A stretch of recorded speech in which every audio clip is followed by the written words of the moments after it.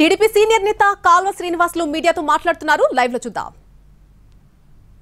అతిపెద్ద జోక్ అని ఆ రోజే అందరూ అనుకున్నారు. వైనాట్ 175 175 స్థానాల్లో కూడా గెలుస్తున్నామని ఏదైతే చెప్పాడో, అంటే సాధ్యము కానిది చెప్పాడు కాబట్టి అది సత్యము కాదని ఆ రోజే అందరూ కూడా అనుకున్నారు.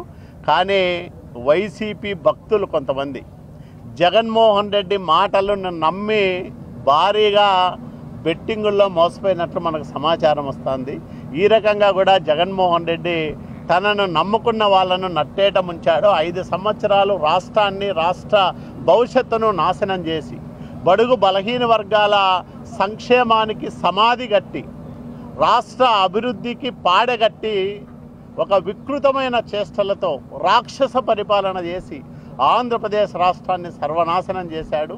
మళ్ళా గాడి తప్పిన ఈ రాష్ట్రాన్ని గాడిలో పెట్టే శక్తి కానీ, అట్లాగే భ్రష్టుపట్టిపోయిన వ్యవస్థలను మళ్ళీ వాటికి ప్రాణప్రతిష్ఠ చేసే శక్తి కానీ చంద్రబాబు నాయుడు గారికి మాత్రమే ఉందని ప్రజలు నమ్మారు. కాబట్టి ఒకవైపు నరేంద్ర మోడీ గారి ఆశీస్సులు, మరోవైపు పవన్ కళ్యాణ్ గారి సహకారం, త్యాగం, ఇవన్నీ కలగలిపి ఈరోజు ఎన్డీఏ కూటమి ఇంత అత్యధికమైన స్థానాల్లో విజయదుందుబి మోగిస్తా ఉందని మీ అందరికీ నేను మనవి చేస్తాను.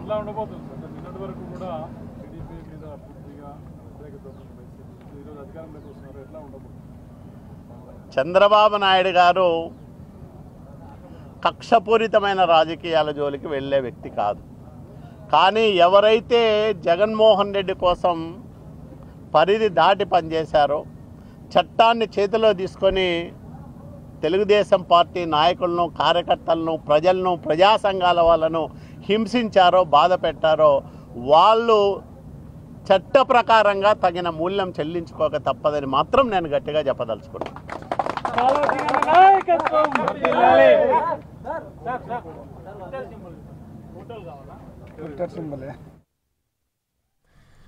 రీసెంట్ అప్డేట్స్ మరొకసారి చూద్దాం. పాలకులలో నిమ్మల రామానాయుడు గెలుపు తథ్యమైపోయింది. వరుసగా 3వసారి ఆయన గెలుస్తూ ఉన్నారు. ఇక పిఠాపురం అప్డేట్ చూసినట్టయితే పిఠాపురంలో పవన్ కళ్యాణ్ గెలుపొందారు. దాదాపుగా 15వ రౌండ్ తర్వాత ఆయన 64,492 ఓట్ల మెజార్టీతో కొనసాగుతున్నారు.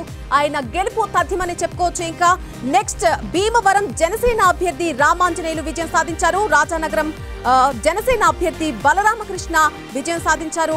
రాజమండ్రి నుంచి కూటమి అభ్యర్థి ఆదిరెడ్డి వాసు విజయాన్ని సాధించారు. అనపర్తి నుంచి బీజేపీ